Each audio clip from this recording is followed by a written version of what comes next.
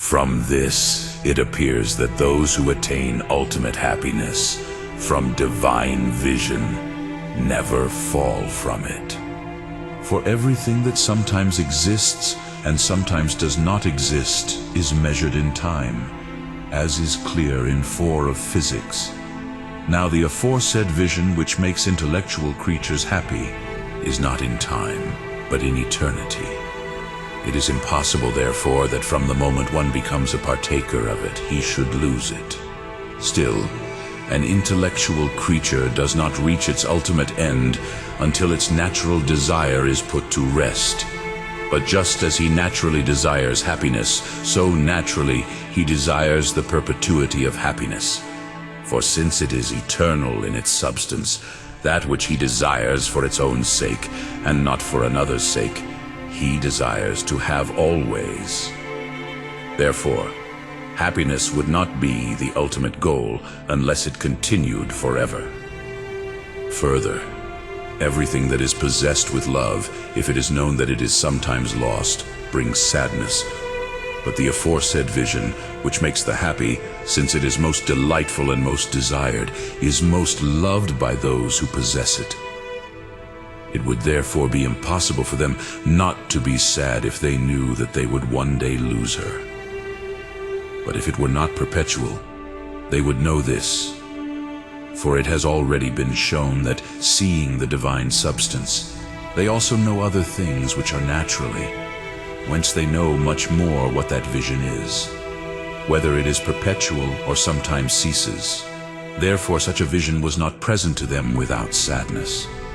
And so it would not be true happiness, which must render it immune from all evil, as was shown above. Again, that which is naturally moved towards something as towards the end of its movement is not removed from it, except by violence, as when a heavy object is thrown upwards.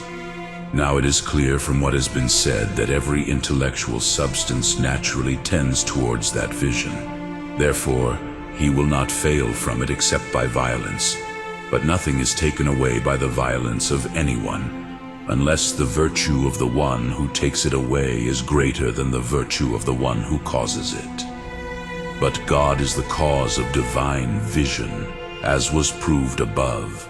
Therefore, since no power exceeds the divine power, it is impossible for that vision to be removed by violence, so it will last forever.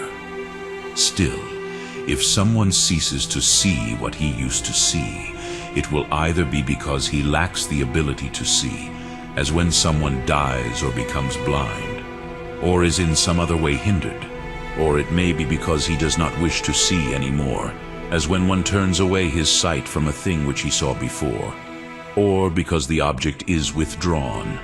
And this is generally true whether we speak of sense vision or of intellectual vision.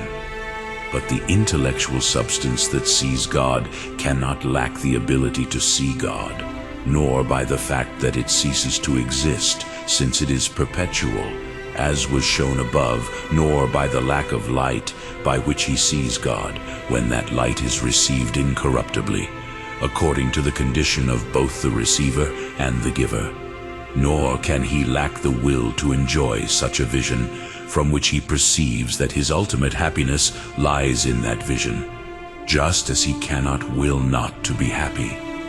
Nor does seeing cease by the subtraction of the object, because that object, which is God, always behaves in the same way.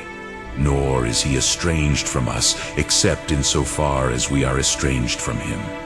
It is therefore impossible that that vision of God, which makes the blessed, should ever fail. In addition, it is impossible for anyone to want to depart from the good he enjoys except because of some evil which he esteems in the enjoyment of that good, at least because it is esteemed an impediment to a greater good. For just as the appetite desires nothing except under the consideration of good, so nothing escapes except under the consideration of evil. But in the fruition of that vision, there can be no evil, since it is the best to which an intellectual creature can reach. Nor can it be that he who enjoys that vision should judge that there is something bad in it, or something even better, since the vision of that ultimate truth excludes all false evaluation. It's therefore impossible that the intellectual substance which sees God should ever want to be deprived of that vision again. The disgust of something that someone previously enjoyed with pleasure happens because that thing makes some change in the matter, corrupting or weakening its virtue.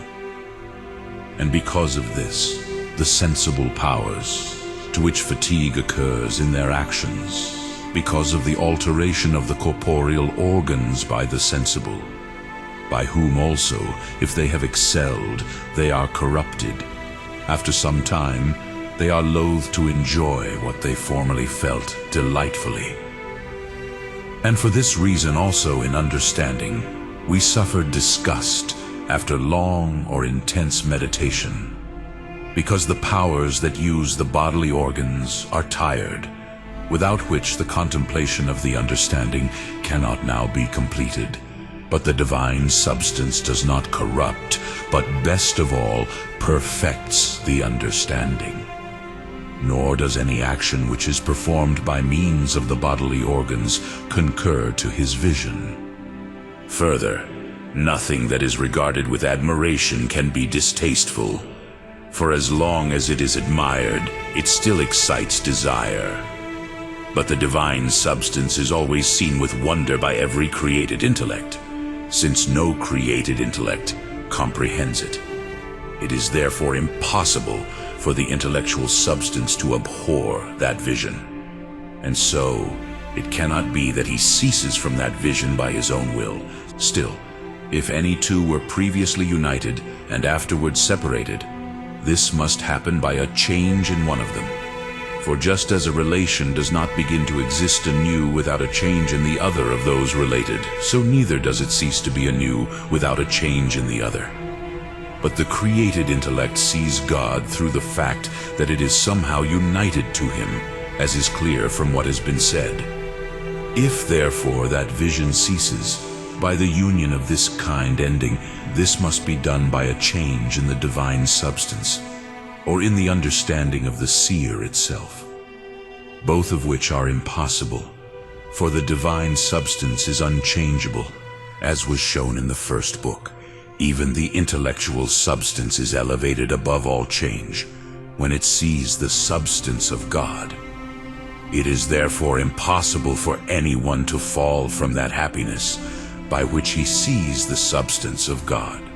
Again, the closer something is to God, who is completely immovable, the less changeable it is, and the more enduring. Hence some bodies, because they are far removed from God, cannot last forever, as is said in the second generation. But no creature can draw nearer to God than that which sees his substance. Therefore, the intellectual creature who sees the substance of God will attain the highest immutability. It is not possible, therefore, that he should ever fail from that vision. Hence it is that in Psalm it is said, "Blessed are they that dwell in thy house, O Lord. They shall praise thee forever and ever." And elsewhere, "He that dwelleth in Jerusalem shall not be moved forever." And Isaiah 33:20, "Your eyes will see Jerusalem, a wealthy city, a tabernacle that can never be moved. And its nails will not be removed forever, and all its cords will not be broken, because only there is the magnificent Lord our God." And Revelation 3:12, "Whoever overcomes, I will make him a pillar in the temple of my God, and he will not go outside again." By these things, however, the error of the Platonists is excluded, who said that separated souls, after they had attained their ultimate happiness, wished to return to their bodies again to begin. And after the happiness of that life was over, I was again involved in the miseries of this life. And also the error of Origen, who said that souls and angels, after happiness, can again return to misery.